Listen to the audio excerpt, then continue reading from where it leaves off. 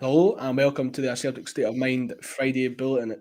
Today is the day where we'll hear Brendan Rodgers speak to the media. We heard his first comments last night where he was speaking to Celtic TV. You're not going to get the most sort of cutting edge stuff from Celtic TV. It's all very safe.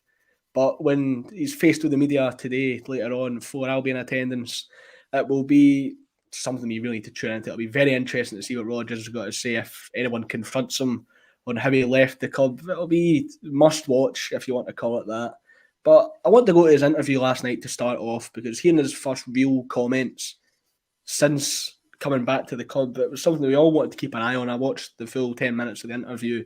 They emphasised his commitment to being an attacking team, an aggressive team, and being a winning team, which it's providing the continuity that we are all looking for, not veering too far from what Ange built at the club. And what Celtic needed was a manager who can build upon the success. We've got a manager to do that in Brendan Rodgers. It seems like he's going to be playing the football that will suit the players as well, won't he, Lloyd? Yeah, definitely. Brendan's smart in what he's saying in that interview. I think he knows fine well the club's got to play it a little bit safe with what he's saying as well. So it's kind of maybe been edited a little bit, but he's committed to playing attacking football. So that's a good sign, because it's still, we've got the players there to continue playing that good, expansive brand of football. So should be interesting to see what he's got to say later on.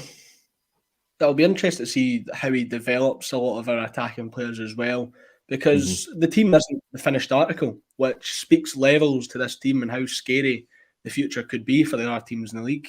You've got a lot of our attackers, they aren't at the top of their game yet. Guys like Abada, you could say Jota's still got levels to go up. Even in the midfield, there's lots of players that could go up a few levels. But Brian, I want to stick on the attack for now. Do you think there's any players in particular that could really thrive under Brendan Rodgers in that attack? And how do you expect the sort of forward line to fare next season?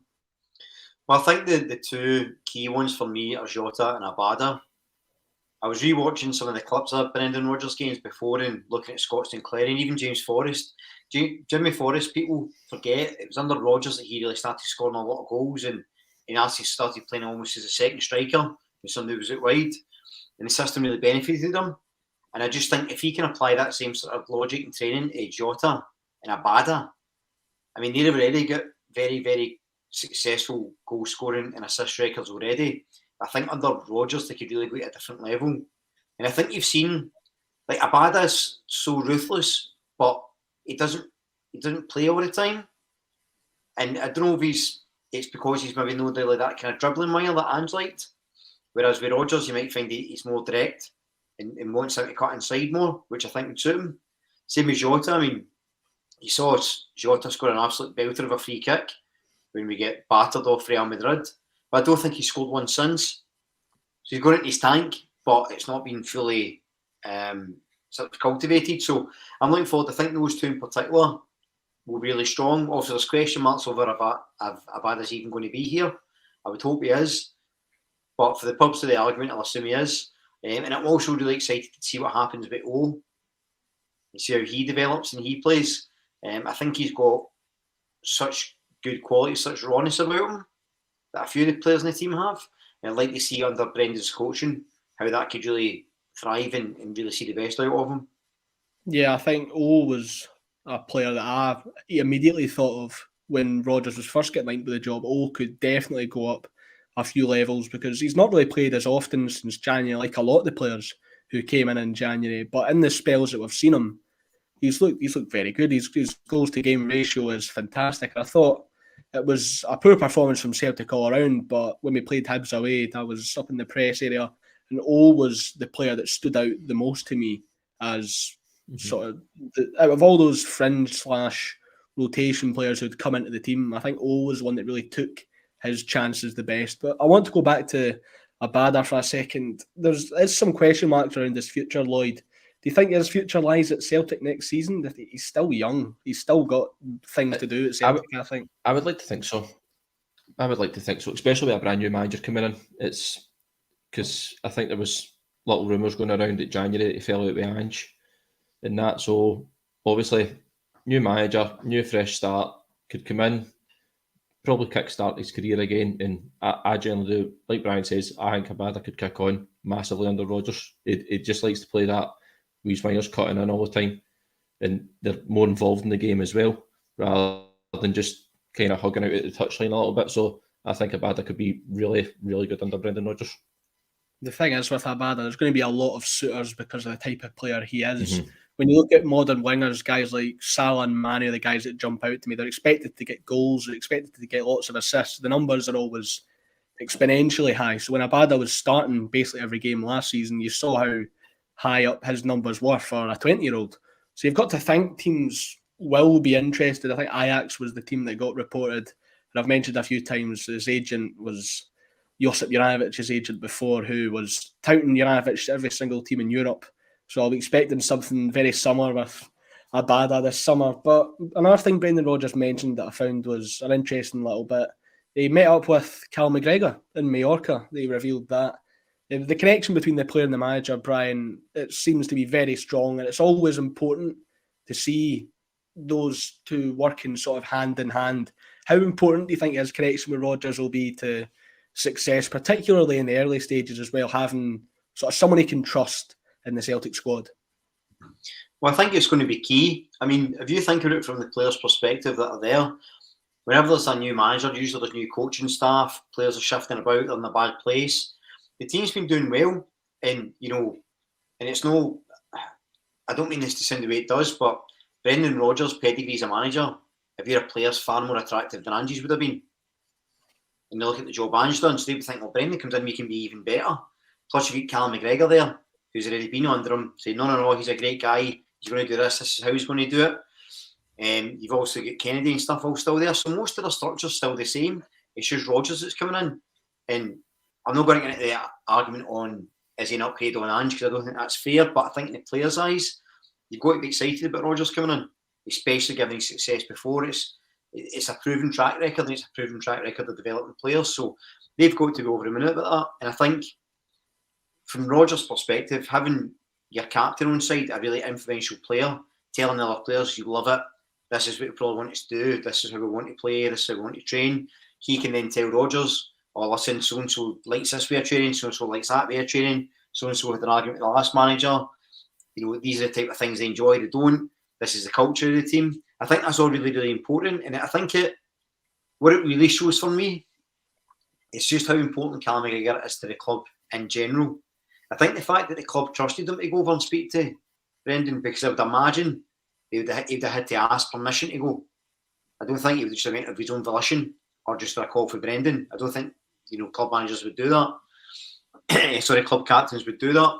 So it shows the faith they've got. You've seen in interviews, he's an excellent speaker, he's an excellent leader, and I think it's just another strength his boat. Really shows how influential he's going to be longer term.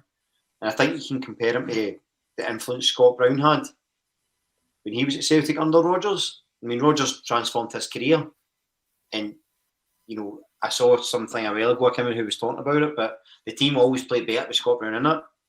And I don't think it was necessarily because of his abilities as a player, it's what he brought. Gordon Strachan always said, if you can't have a good game, be a good teammate. He says you always want to look at players who you want to be in the trenches with. And I think when players look over at Scott Brown, they saw that, and I think it'll be the same when they look over at Callum McGregor. Yeah, Callum McGregor's the sort of player where if the team's back's against the wall, he can really sort of drag the squad back up and bring them to new levels. And even it's not even just on the park or behind the scenes. It's the stuff he does outside the club as well. All of the charity work, all of these media events. Callum McGregor's always there. He's always representing the club to high standards, and on the international level as well. Scoring against Georgia during the week. He's just a brilliant servant to the club for perhaps the last decade. Lloyd, just among sort of Celtic players of the last decade, we've seen lots of players come by. Where does Callum McGregor rank among the players of the last decade? Is he up there alongside Scott Brown for you, or whereabouts would you rank him? Yeah, he's got to be.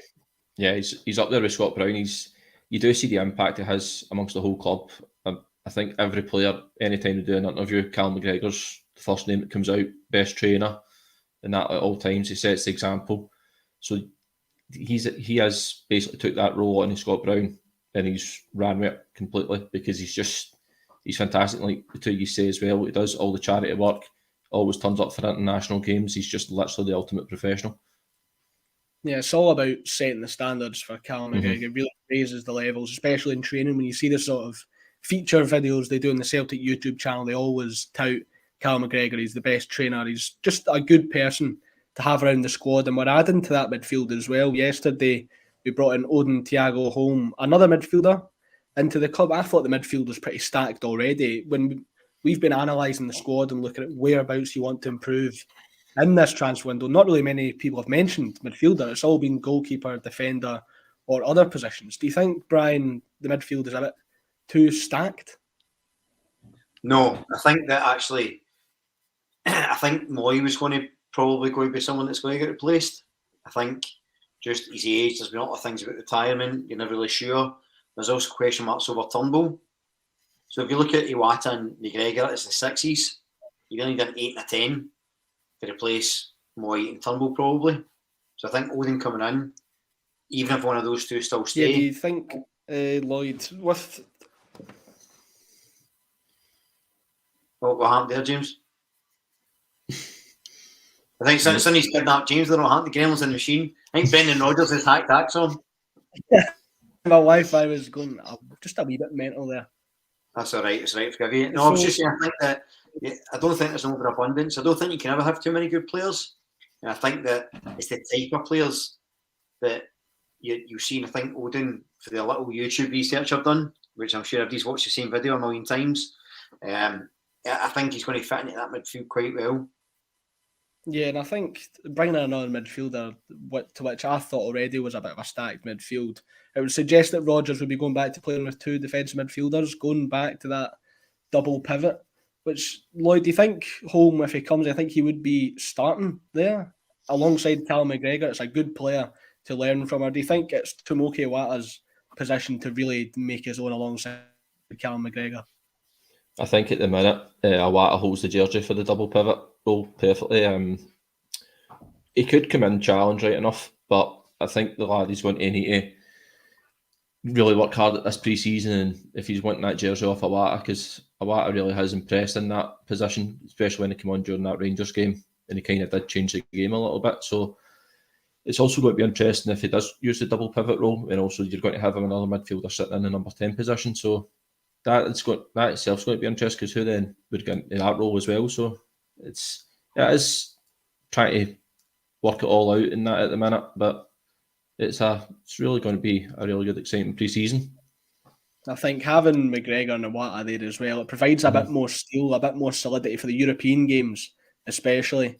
But with Holm coming in, it just adds another body, and it's a good signing philosophy to have for Celtic as well. It's the way Celtic should be operating in the transfer window, Brian. When you look at teams that you would think are around their level, a team like an Ajax, a Porto, a Benfica, similar sort of size of fan base, but they're outside of the top 5 leagues, not getting as much money as those teams with the bigger TV deals. Do you think these are the signings Celtic should be making? These younger players, the sort of gambles, if you want to call them that, but with the sell-on value is there.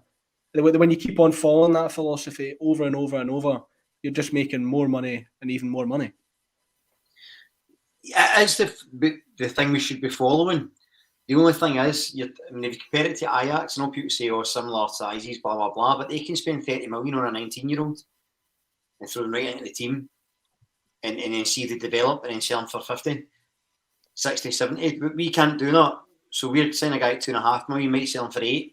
So still a big investment, but your top 19-year-olds in the world, you've got Man City, Bayern, Barcelona, Real, these are all scouting the same, trying to find the same players, the same model.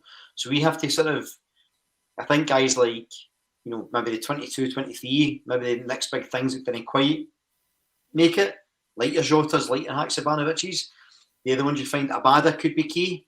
He's a good find like that, and Odin hopefully will be the same. But the thing with Odin is he is only 20 years old, and obviously the player profile fits our way of playing. He's not the biggest guy. He's not the most powerful. So you think he's going to have a period of time to adapt as well. So I don't think it puts too much pressure on him. I don't think he's going to be the type of... I think there'll be a few marquee signings coming in. I feel like that's more Rodgers' MO. Be a couple of these guys to sort of maybe buy there is potential. I get the impression the way it seems to work based on Rodgers' comments is, Mark Law's very much a de facto director of football. He's sort of scouting and saying, these are player models we like, and then present them to Rodgers, and he's picking from that.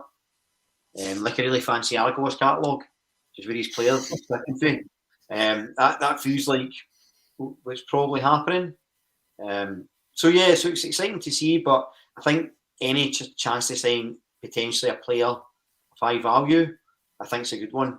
And considering Juventus tried to sign him, I think 2 years ago, he didn't want to go, he wanted to stay and play football. It's a good sign, so we'll see. Yeah, I think you've got a bit more confidence in Celtic signing players like this now than you would have had about 2 years ago. So you think with Mark Law sort of overseeing the transfers, you're a bit more confident that this isn't going to be a gamble who's going to end up in the MLS or in the Israeli League 2 years later. You're a bit more confident with it. But Rodgers did mention how much the recruitment strategy has changed since he was at the club. It's no more this bargain bin dipping. There's money to spend. Rodgers has been given that 30 million. Stephen Ray, the nod to Mark Law and Michael Nicholson regarding the scouting and recruitment department told me the club were all of the signings we made with fans that wasn't from Japan.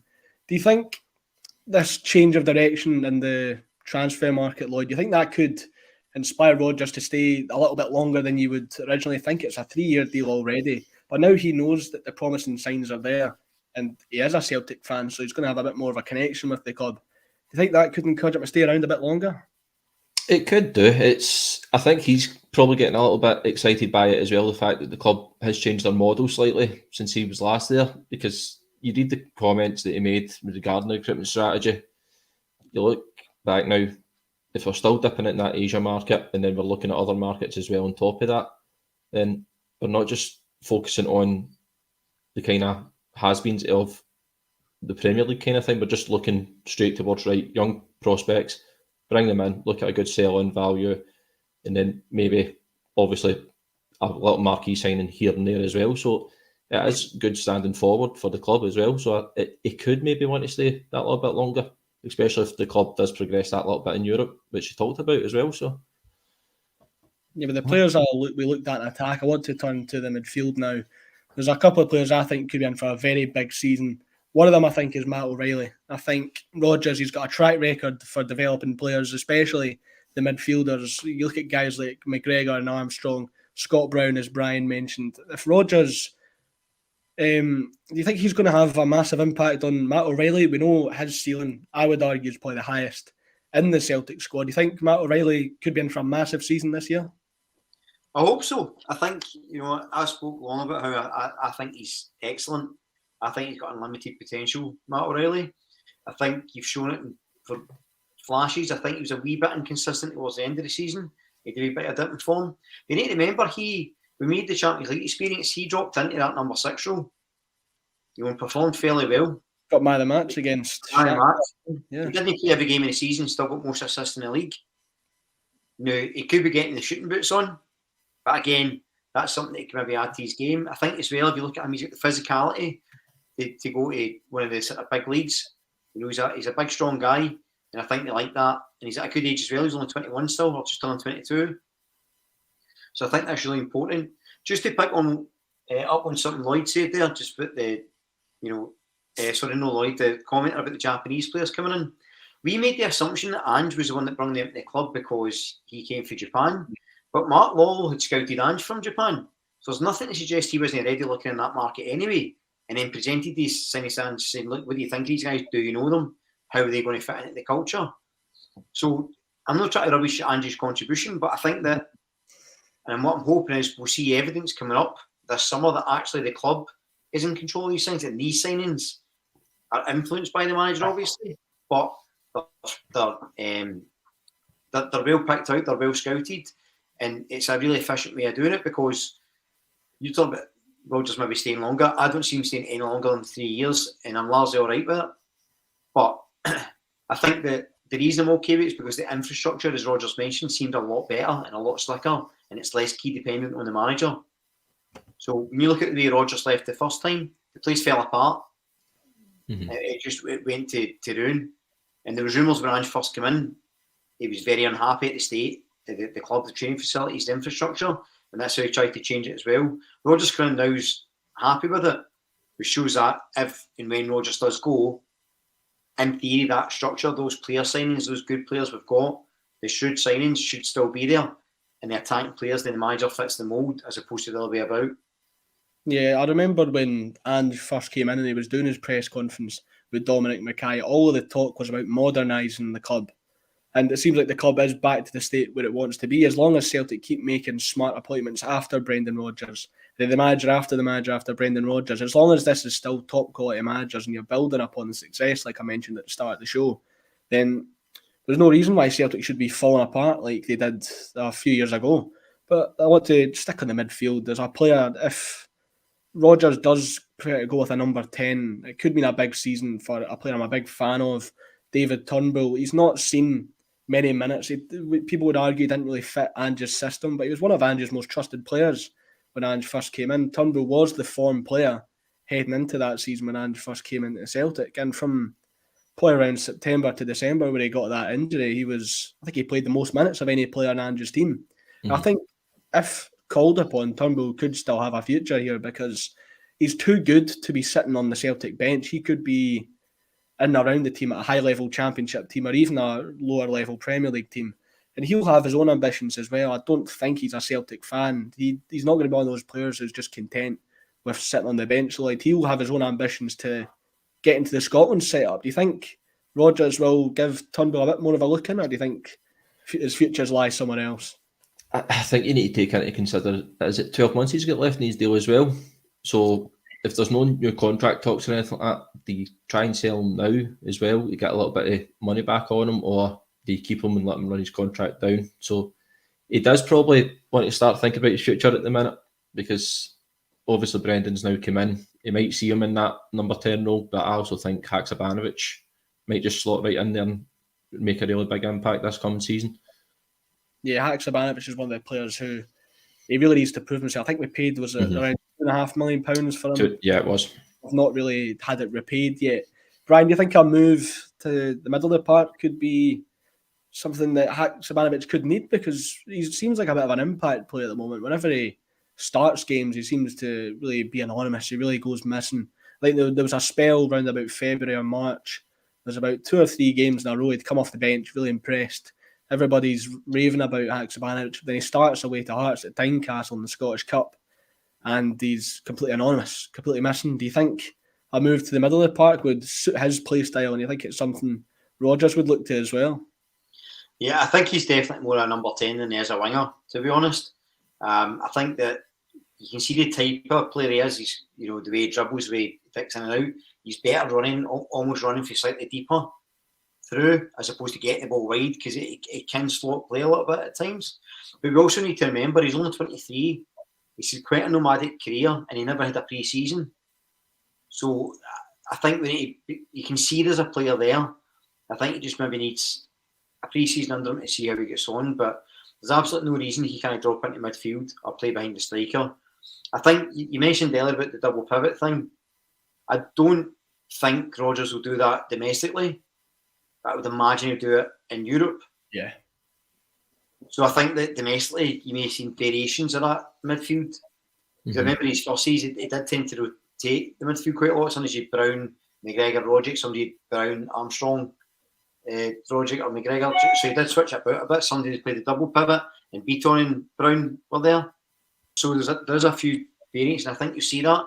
And I think it goes back to my earlier point why I don't think you can have too many good midfielders, because I suspect the way he operates in that middle will change. What probably won't change is he doesn't tend to invert the fullbacks. So they'll be bombing straight up and down, getting to the byline and firing crosses in.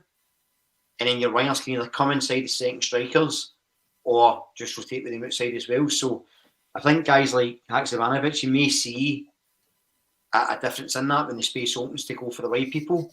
Under Ange's, it tends to be quite a lot through the middle and then low crosses into the box. I think you see a difference in form in that. And then players that we think maybe, I think there were players that played really well under Ange that I don't think well under Brendan. I imagine we're going to come to it, but I think we've mentioned before, I think Taylor might struggle a wee bit just because he doesn't quite have the pace or athleticism to track back. Domestically, it's fine, but he will get caught out in Europe. whereas he's ideal for the inverted role. As we saw, he was absolutely excellent. And you might find Ralston maybe benefits actually from just that traditional because he has a good cross to the ball. So it's going to be interesting to see who does well and who doesn't. At the players, I think there'll be a few surprises. Yeah, most of Ralston's highlights from the last sort of 2 years at Celtic have been where he's been hitting the byline and getting the cross, and it was his assists numbers that were probably the standout and the biggest improvement in his game. On sort of surface level, I had a bit of worries about Greg Taylor and how he would fare in this system, but the more I think about it, he's developed into a much smarter player. His game has come on leaps and bounds, but I don't know if just a change to hitting the byline again could really affect him too much. It's more he's trying. So I agree with that. I think Taylor's class. I think he was my player of the year just because I think he was the most improved as well as being one of the most consistent. But my only worry is, and you saw it a few times this season, he does get caught a little bit on the break. So there's none of these ability I would question. It's just that extra bit of athleticism that may be required. Now, I hope I'm wrong because I'm a big fan of his. I think he seems like a cracking guy as well. And his attitude spot on. But it does concern me. Not that Ralston's best replaced, but I think Johnson will thrive in the traditional wing back as well. Because I don't think that the inverted really suited him as much. Yeah, you would imagine in Europe it would be where Taylor would struggle the most. When you've got a Vinicius Junior running at you, someone like that, it's going to be really hard. But I thought he didn't do too bad in Europe last season. I thought he really battled to make up for perhaps what he lacks in pace. He made up for it in fight and grit to really try and help the team. But we were talking about Haksabanovic. I want to sort of continue on the topic of players, Lloyd, who might have a bit of a make or break season. Players that really have to prove themselves. If there's someone in this team who's got to prove their money's worth, I think it's Alexandro Bernabei. I had a lot of high hopes when he first came in because you see, he had all the sort of things you'd be looking for in an exciting player, 22 years old, Argentinian, young player coming abroad. It's a sort of nation we haven't really had anyone from before. So I had a lot of excitement and anticipation to see what he would do because left back was the position last year we all wanted to improve. And he's not really shown the qualities we were looking for. He's looked very raw. Most of his sort of positives seem to be going forward. Do you think you could see some improvements from Bernabei, some more game time next season? I would like to say so, but for me, I don't think he's going to cut it. It's especially for, what was it, 4.2 million or something we bought him for? Yeah, it's about 4 million euros, just over £3.5 million. Yeah, so you come in with that price tag and you look at players that we bought for that as well, because I think we bought Kyogo for roughly around about the same.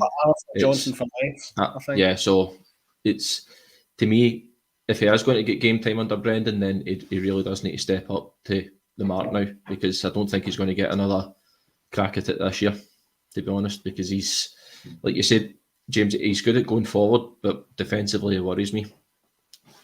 See, I slightly disagree about the belt. So I don't think he played enough to really superly judge. I think some of the games he played in was when the whole team was rotating, and that didn't help anybody. There was a lot of players never showed up well. And I think even when the warning signs first came up about Bernabei, though, it was at the start of the season when the team was still a bit more settled and it wasn't a complete rotation. I don't know if it's just because he was in amongst so much quality. When you make a slack pass or you make a simple mistake, it stands out a lot more. When every single player in the team's on their game, putting a 7 out of 10 apart from you, I think he's going to. Remember, he's 19 years old. He was 19 years old when he signed, and he's playing. He's playing in the inverted fullback role that he's never played before. And there's times he was caught defensively, and I agree with you. I think he has been raw, and I think his decision making, needs to improve. But he's 19, and I think he's older than that. He's 23, 22, 23. Yeah. I thought he was 19. I maybe need to check that, James. But either way, a lot of times he was caught in a position where he was pulling inside. He didn't seem to quite grasp the. Whereas in one-on-one situations, he's actually not bad defensively, and he has got a really good cross. So, and I think he's got the athleticism. Now, I don't know if he'd be necessarily the answer to the left-back issue, but I think he stands a good chance. And I think if anybody's going to get the best of him, it would be Rodgers. However, I would concede that if he's not playing consistently for the first few months, I don't think he'll play. But I think the criticism is a wee bit harsh. James, you're right, he's 23. Yeah, John Paul II has brought up a player that I was just about to bring up, Yuki Kobayashi. I think it was his first appearance where I thought he could be quite good. He was playing on his preferred left-hand side of the centre-back duo, and he was passing out quite well. He looked like a really good ball-playing defender. But it was sort of towards the end of the season, he was the player that was getting all the stick, Brian. He looked nervous, set pieces. He was getting caught out of position all the time. He was getting bullied off of the likes of Lawrence Shankland and Kevin Nisbet, which if you want to make it at Celtic, you can't be letting those guys sort of bully you, really. Do you think there is some worries over Yuki Kobayashi? We did get him for a free, so it's not going to be a financial loss. But do you think he could have a part to play next season? Do you think there's improvements that need to be made in his game? I think my worry is just the physicality of it. I think he's really confident with the ball at his feet, and I think he was good for Angie's system. And that's where I was saying I think there's players that maybe done well under Ange that might not under Rodgers. I'm a wee bit concerned that fullbacks that aren't the biggest. Basically, we've got Carter Vickers is an absolute unit. He's like 5'11". I think Starfelt's maybe just scraping 6 foot. He's the aerial presence, though. Starfelt. They complement each other. They do, but how many defenders can you have like that? Kobayashi's not that good in the air. He's not that strong. He's not that tall. So I just don't know how ultimately he fits in. And another thing that Starfelt would say is that he might be the aerial presence, but he does get caught under the ball quite a lot.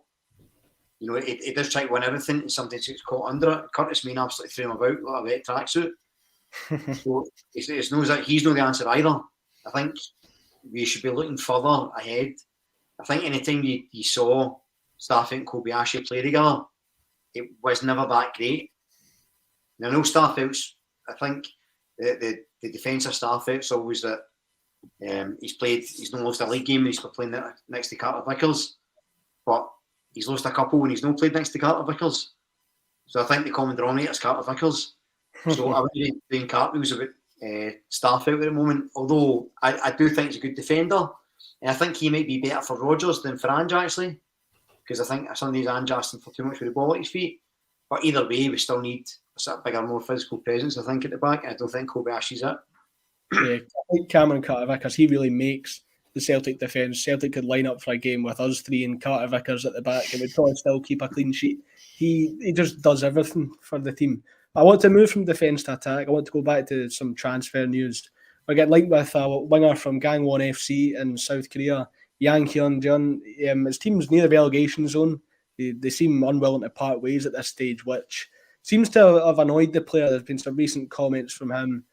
The club rejected a move to the MLS for him. I think it was a few weeks ago. It might have been back in January, and they'd have denied him the chance to move abroad again after he was apparently promised a move to Europe. It seems another attacker, another winger. Brentford are interested, and I think if a team like Brentford or Brighton are interested in the same player as you, it usually spells good things, considering how good their recruitment policies are. Because they go into the real untapped markets and they find all the hidden gems. We've had success in the Asian market already, Lloyd, and it's nice to see we're not really turning our eyes away from it following Ange's departure. And it's nice to see we could be getting another winger as well, which is one of the positions you would think we would have to improve.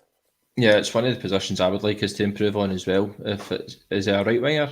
I'm sure, James. So I think it's a right winger, yeah. Yeah, right winger, yeah. So that's the kind of position that you need to kind of get a bit of backup for as well. So, but I seen some comments obviously just before we came on that the player really isn't happy because he was promised the move to MLS in July. So it could be one to keep an eye on, kind of thing. That, and like you said as well, if Brentford are looking at, I think they use data analysis to scout their players as well. So that's kind of a good move if we're going down that route.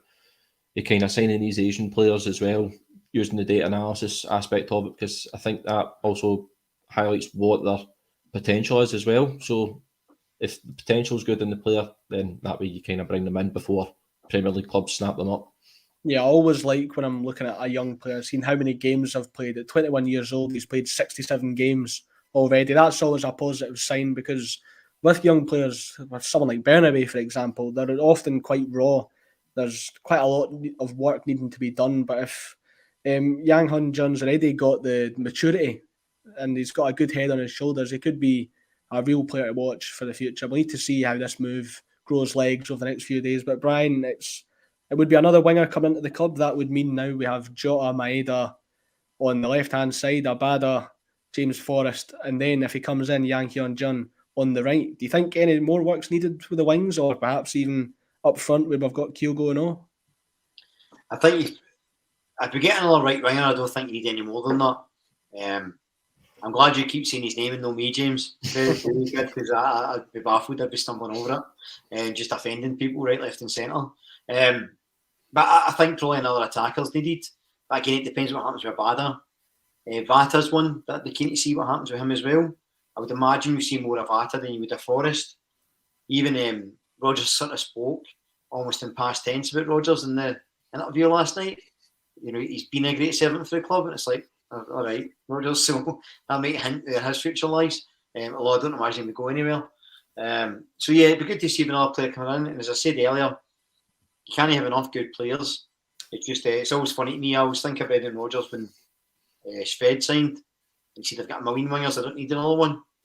Like, I always got a wee bit nervous when he's getting hit with players for a career he's never heard of. That's a worry.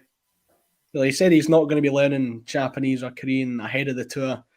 I wonder what sort of comments or stories he'll be hitting out with on that tour. We'll need to wait and see, because I imagine they'd have some sort of media days or a Celtic festival sort of thing over there. Are you looking forward to that tour, Lloyd? Are you looking forward to seeing the content and seeing the reception that our Japanese players get over there as well? Yeah, I'm quite looking forward to it, getting up at yawn time in the morning to watch Celtic play in Japan. So I'm really looking forward to it. I think Brendan also mentioned it in his interview. This isn't, because we don't have Champions League qualifiers or that anymore, this is now taking brand Celtic. So it's getting the club out there and maybe getting a few supporters on the back of it as well. So yeah, it should be good to look forward to. Yeah, Celtic aren't really helping us with the kick-off times of these friendlies, of these tours. I've gone to Australia in January, and now they're doing a tour of Asia. Brian, a lot of the Japanese players, they've come over here not really able to speak the language. They've been trying their best to learn the language. I think Kyogo's translator moved back to Japan recently, but he was living with Kyogo in the city. You've got to think homesickness would play a factor in the Japanese players at Celtic. How excited are you to see them go back home and sort of see the reception they get? Yeah, it's always good to see the big following. I think Celtic missed a bit of a trick with some of the sort of Japanese Asian market in the past couple of years. I think that, you know, they could easily had a Japanese version of Celtic TV, Japanese Jeremy Culligan, and do some things like that and make it more partial for that audience to get more people on board, because even without having Japanese players, it's still a huge market that like football. And if you can tap into that and get into that fan base, it's massively lucrative. So I think it's something they should be doing. I did actually like the fact Rodgers sort of differentiated between Celtic and brand Celtic, because I think that's something that we need to be clever about. I think if you look at, I know we're talking that Brendan's has got like 30 million to spend or whatever, but we are always a club that needs to diversify our income streams, because we can't rely on just season ticket money or just this or just that. We need to get as much money as possible to keep competing and keep improving. So any time we do something that I think is a little bit smart from a business perspective, it always gives me that confidence that they're thinking about these things and acknowledging them. I would love it if you didn't have to print tickets to go to the stadium, right enough. There's nothing worse than trying to run about a library and run into Asda and trying to get tickets printed before you get to a game. It's ridiculous. Never mind Japan, get a QR code fitted. Yeah, QR code. I like Celtic going to these sort of nations that are on the rise in a footballing terms as well. Look at Japan and South Korea at the previous World Cup. I think it's the furthest they've got at a World Cup in recent years at least. So I like Celtic building up links in those countries especially. Another thing I'm looking forward to see, I wonder if we'll have any of the Celtic players on some of the Japanese game shows. You know, if you've seen the video of it was Nakamura hitting the free kick into the bus stop, the bus window. I wonder if we'll see Jota or Callum McGregor or anybody line up for something like that. Yeah, that'll be something. Don't forget we had Chaduri and Key doing adverts as well. It'll be something to look forward to. Another thing to look forward to in pre-season will be how Rodgers sort of changes the team. Which tactics will he go for? Which players will he trust? Lloyd, can you see any of the younger players getting a bit of a chance in pre-season? We were talking about number 10s earlier on the show. I think Ben Summers could potentially be in with a shout to get a couple of games. It all depend on which players Rodgers rates, because I'll imagine he'll have Steve McManus and Darren O'Day in his ear, the same way they were in Ange's ear, saying these are the players you've got to watch out for. Do you think Vata and Summers and a few more? Yeah, I think Vata, Summers, Lal, and a few more might end up going on the pre-season tour with them. I was quite impressed when Summers came on during the Aberdeen game at the last game of the season. I thought he looked really a good player in there and he could fit in, but obviously he can dislodge McGregor, O'Reilly, Iwata. So he's still got a bit to go, but he does look as if he does have something about him. It's going to also be interesting what tactics Brendan Rodgers uses during pre-season as well, because I think he'll use multiple formations in that, because obviously he'll be preparing for going into Europe, because seems to be the main thing now. It is about going for Europe, because he even mentioned that in the interview last night. So the plans will be set in place, and we'll see maybe a few surprises. Yeah, Northampton, Tim coming in here. I really like Summers. I think Ben Summers is one who could really have a big future at the club. Brian, just sticking on pre-season, do you think you can read too much into these games? I think there's going to be a lot more onus on looking at the team, because I remember Ange's first pre-season at the club, we were analysing everything, even pre-season friendlies against West Ham, behind closed door games against Bristol City. We were over-analysing every single thing that was happening with the team. Do you think something similar will be happening with Rodgers? Do you think you can look too much or read too much into these games? I think we read and look too much into everything, to be honest, as football fans. I think it's just a curse. I think we always do it. We're body language experts. He said this, we're even dressing room rumours, we're looking into tactics. Ultimately, it's going to be what it's going to be. I think what you might see is, go back to Ange's pre-season, you did start to get a flavour of what the game might look like under Ange. And I think that was really exciting, although to the personnel totally changed. But you started to see, all right, you can start to see a bit of an identity. So you may see that under Rodgers. I would imagine you see guys like Summers, Vata get a chance in pre-season, because that's what it's for, really. It's almost a last chance saloon, because managers tend to go, right, these are the guys that are going to be my main players. Who else could be? Let's give them a chance. I think guys like Summers and Vata need to be involved, though, for the quota. Yeah. I might be wrong here, but do you know, is it like 5 homegrown players and 8 and 3 more from the academy or something like that? 8 in total. I'm sure. 8 in total, 3 for your academy. Is that right? So we're slim pickings. If James Forrest leaves or retires, then we're into funds. So, especially if guys like Stephen Welsh go, because then you might struggle a bit. So I think just it's cynical and it's a shame, but I think that's why you might see them in the squad more. Just to get the numbers up, and I hope it also means they're good enough. But you will see them. It just depends on how it does. You may find with guys like Summers, because I agree with you, Lloyd. I think he's looked really good when I've seen him. I think even in the B games, I think he always stood out as a clever player. Again, physicality might be an issue, but you may do what Ryan Christie does and send him out on loan and come back a bit fuller and then have a brighter career. But again, we'll just need to see. But to answer your original question, James, we're going to overanalyse everything. When we signed the boy Odin, I'm on YouTube like the scouts and try to find stats for him, and as if it's going to matter when the ball's kicked, but you just can't help yourself. It's like you're just anxious because you can't watch a game. There's no game coming up. You're just waiting for a signing, so you need to occupy your mind. So we were 100%. We Acsom bulletins every 10 minutes during pre-season. I'll have my eyes out for Odin doing his signature move, the backflip with the ball in between his legs. I'll be keep my eyes out for that one. But I'll stay on. I want to stay on the youth academy. It's something I could go on about for years. I was echoing the same sentiments I echo now last year, and we're still seeing the same sort of issues. Recently, 16-year-old Celtic Youth Academy prospect Ronan Ferns on his way to Brighton. $250,000 is a reported fee, which is half the fee that Motherwell got for Kevin Van Veen. It's ridiculous, the fees that are getting thrown around for youth players nowadays. Ewan Otto, who was the captain of the Celtic B team at certain points, he's left for Dunfermline. Brian, the influx of Celtic youth players leaving the club before even getting a chance in the first team, it's been going on for about 5-6 years now, and it doesn't seem to have an end in sight. Why are these players leaving? Is the pathway just not clear enough? I think it's a perfect storm of things. So I think it depends on the player. So if you look at Ben Doak, clearly he was good enough for Celtic first team. You saw that. He's been doing well at Liverpool. Although he's not played loads, but he's in amongst that high-level player. So I think for him, it's just the fact that he could go to a higher level and he was good enough to. I think for other guys like Otto, there's a very good chance they were told they're not good enough. You're as well finding another club.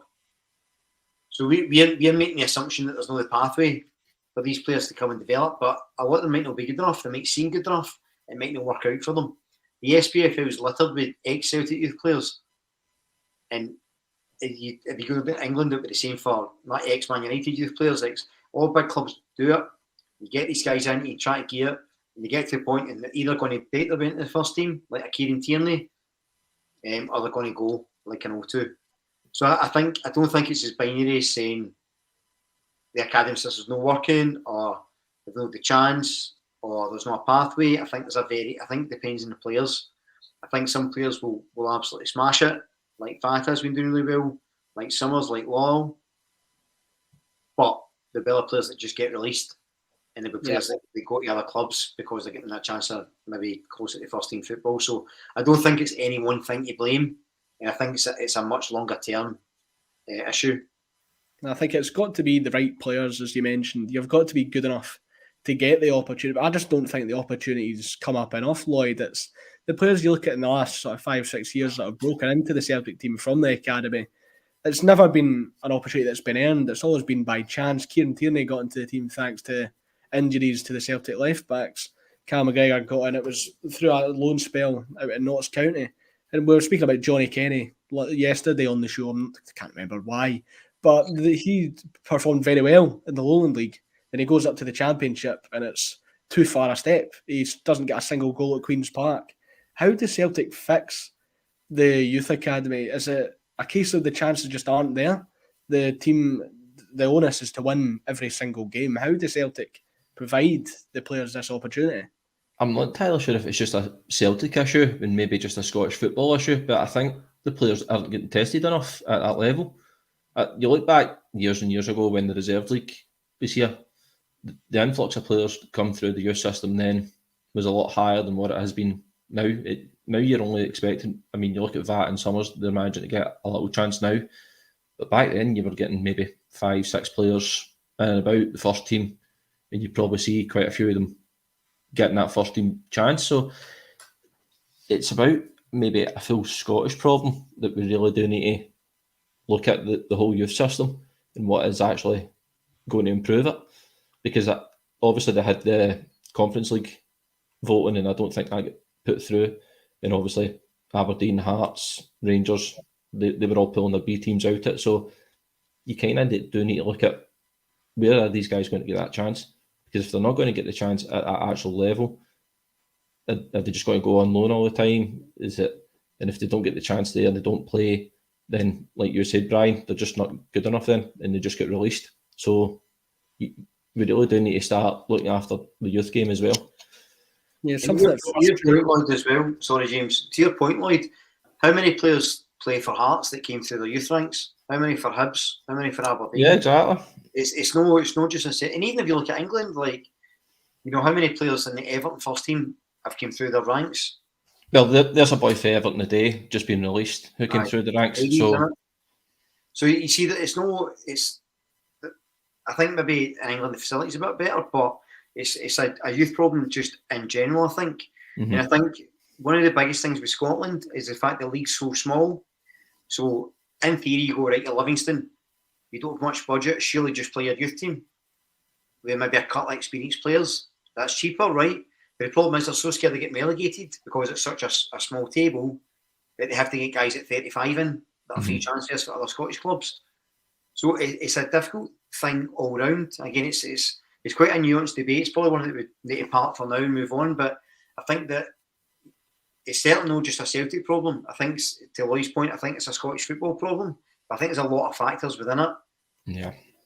Well, I was mentioning about how quite often the chances aren't there because we have to win every single game. Can you afford to put in a player? But then on the flip side of the coin, does putting in Rocco Vata for a game against St Mirren limit Celtic's chances of winning the game? I don't really think so.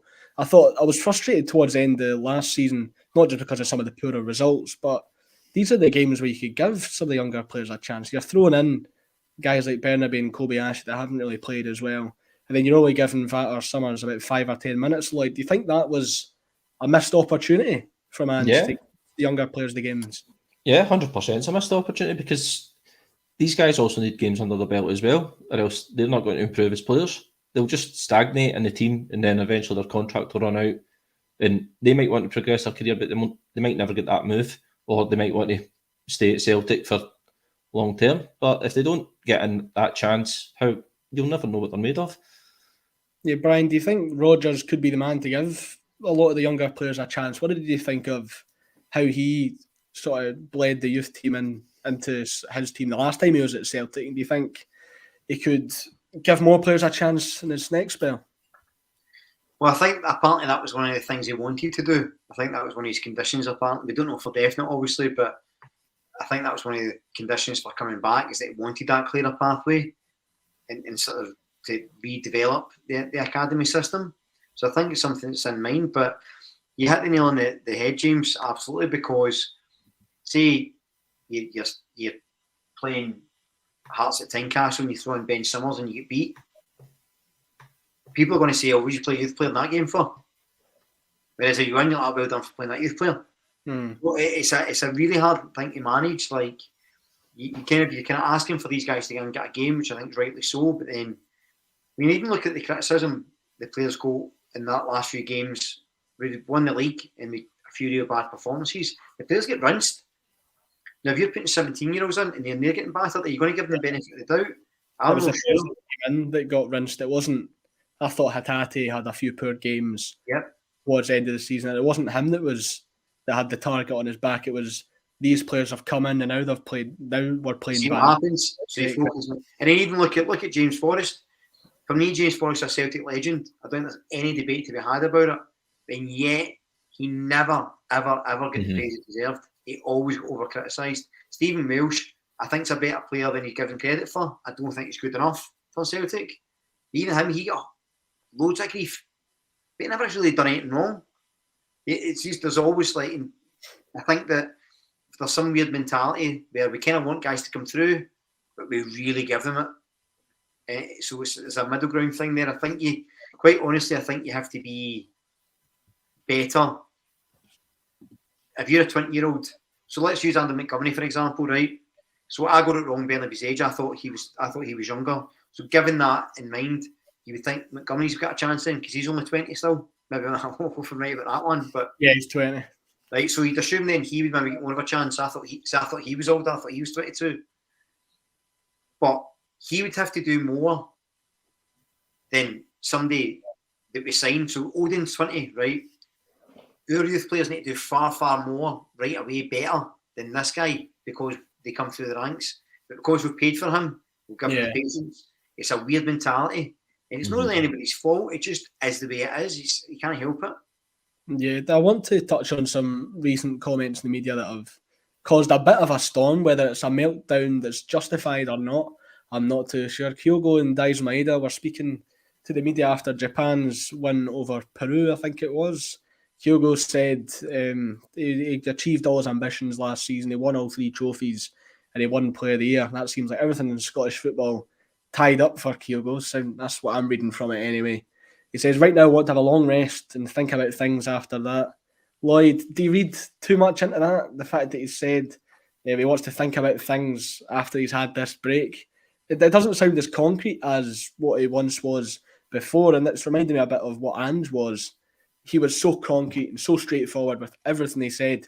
So as soon as Ange's tone or his attitude changed the tiniest little bit, you could sense something was off. Do you think it's similar with Kyogo? No, I don't actually. I think Kyogo's obviously just getting that little break at the end of the season because it's been a long season for him, top goal scorer. He's worked his socks off for the team. Then obviously he's been away playing internationals, and I think he'll get about a 2-3 week break now for that. So he probably is just wanting a wee rest. So it's probably just emotion after the game, and then that's it really. I don't think you can really read too much into these comments. Not unless he actually does come out and say, I want to leave, then that's different. But as far as I'm concerned, Kyogo's just happy where he is. I think at his age, it's a big season for Kyogo. This summer's going to be massive for him. that he's at a crossroads. He either stays at Celtic and becomes a legend, and that's how his career goes, or he takes the dive towards a top 5 league and sees if he sinks or swims. He's got a big decision to make this summer, and I just hope he stays at Celtic. Dyson Maeda was also speaking. He says, I don't know where my position will be with the change of manager at Celtic, Brian. Where do you think Dyson Maeda's position at Celtic lies with the new managers coming in? He's one of the players that have been the first ones mentioned as potential question marks over them with Brendan Rodgers coming in. And the fact that Maeda's now come out and said that, I don't know if it's just natural for a player. A new manager's come in, we'll need to see where I'm standing with him coming. I think Maeda, he's been linked away as well. Brighton and Southampton have been linked before. Do you think he could be off this summer, or do you think those are just sort of standard comments from a player with a new manager coming in? I think it's probably just the type of comments players would make. Like, you need to understand, players are cute and they need to look after themselves as well. So it could be the case that, if I was a player and it was a summer and I was getting interviewed, I might hint that something, there maybe moves ahead and then go back to Celtic and ask for a better contract. You know what I mean? There's always these things, in mind. I heard Chelsea in for me, but, if you give me an extra 10 grand, I'll stay. You don't know what's going on. Like, I don't think after a game of football we can really, get the guys and commit to everything they say. I don't think it's fair. But in terms of their futures just in general, with Kyogo's an interesting one, because I think we were asked about who's the best striker since Larsson. And also, I say probably De Belly's the best striker, but the reason I said Kyogo was because he's the one that's fitted most excellently into the system. So, he's literally the perfect player for the system we were playing. Yeah. We're not playing that system anymore. And is there going to be teams like a Tottenham, like an Everton, thinking, let's get 5'7" Kyogo in to lead the line against the Premier League attackers? If they're not playing that way, I don't know. Maybe. I think he's good enough to succeed wherever he goes.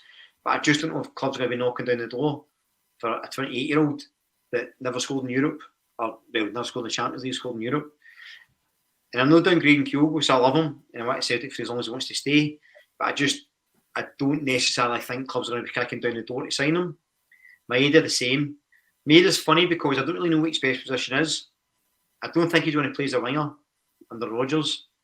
I just don't think he's got that the sort of dribbling and the crossing. I think he'd probably play him up front if he's going to play him at all. But again, it'd be interesting to see where exactly he ends up. But so long answer to a short question there, buddy. But I think their comments don't read into them too much. But the futures, I think Kyogo will be fine. Maeda, we'll see. I think if Kyogo is going to move, it would be to Germany. I've mentioned before in the show, I thought it was a German agency. It turns out it's actually an Austrian agency that he's with. But most of the dealings they do is with Bundesliga teams, guys. Teams like Wolfsburg. Double denim echoing my thoughts. Kyogo's a tremendous player. We need to pull the stops out to keep him. Transfer fees sometimes isn't as valuable as keeping a real good player. You've got to balance the financial aspects and the importance to the team. It's something Celtic... Would you say we've got that right in recent years, Lloyd? Balancing the importance of players to the team to the potential financial gain, because you also run the risk of players overstaying their welcome, which can be a detriment to a team, as we saw in the 10-0 season. Yeah, that's just what came straight to my head the other night, just as you said that, James, was the 10-0 season, and obviously Edouard and Iron that one to go, but stayed that extra year, and did we really get full market value for them? Probably not, but we could have maybe got a bit more for Edouard. Iron maybe went for around about what I was expecting him to go, so you kind of, it's a thing that still rankles me today, the fact we sold Van Dijk for only 13 million. So things like that, you really do need to start looking at the value of the player as well and thinking, can we get full market value for him? So it's something we need to start doing a lot better. Yeah, the thing is, when these big teams, whenever players that have done amazing at Celtic go on to play for a big team, Brian, it's never directly from Celtic. There's always a middleman. There's always a team in the middle that takes the gamble and then makes all the big money. Jeremy Frimpong, we're going to see the case with him this summer. He's going to get a massive move. As Lloyd mentioned with Van Dijk, Southampton with a middleman, and then off he went to Liverpool for £75 million. We did still get a big payday from the sell-on fee, but we could have had so much more. Brian, how do we become the team that these big teams come to get the players off? Because Celtic are clearly rated highly. They've come in for a manager. A top 6 Premier League team's come in and took a manager. But how do we remove the middleman and become the team that sells our players to the big teams for the big money. Can we ever be in that position? Well, first of all, you need to do it in the Champions League. The players need to show they can compete. They can dominate Scotland, but their perception, particularly in England, and probably most of the big leagues, is that Scotland's not a great league. So your average player from Germany could come and dominate Scottish football, would be the belief. I don't think that's accurate. I think it's been proven it's not been the case in the past. So unless they show it in the Champions League and they're scoring goals or they're playing really well against these level opponents, then the clubs might come in for them. Then you see that. But there's always been, look, you talk about big clubs. Celtic are a big club, and look at our, are a lot of people's arrogance when we signed Ange initially. Some guy for Japan, we're Celtic, we should be signing more. So if you're Man United and they go, star signing Abada for Celtic, they're going to go, what? Some guy plays Scotland. So, we can't sit here and say, that's terrible, woe is us, these guys should be signing from us, because we would do the exact same. Do you know what I mean? If your marketing signing comes for the League Ireland, we're going to go, we should be signing better than that. But is the league that much better? Do you know what I mean? So it's a football issue. And it's the perception of a big club. Celtic are one of the biggest clubs in the world. We're just not one of the richest. And we don't play in the best league. So I think sometimes our perception is a wee bit skewed. But I think, like with the Van Dijk one, again, I think it's incredibly frustrating. But clearly, Liverpool, if they'd have signed him direct for Celtic, they'd have got the same player, but the reaction wouldn't have been the same. Whereas 2 seasons in the Premier League, Liverpool fans are over the moon. Best centre half in the world, get him in. That's what it is. Yeah, that's our up. It's been a great conversation with the two. We've fallen down a few rabbit holes. We've come out on a decent conversation. Even Saturday yet. It's been 800 of you guys following us the entire hour of the show. Be sure to hit the like button and subscribe if you have enjoyed. It's myself, Lloyd Jepson, and Brian Dignan.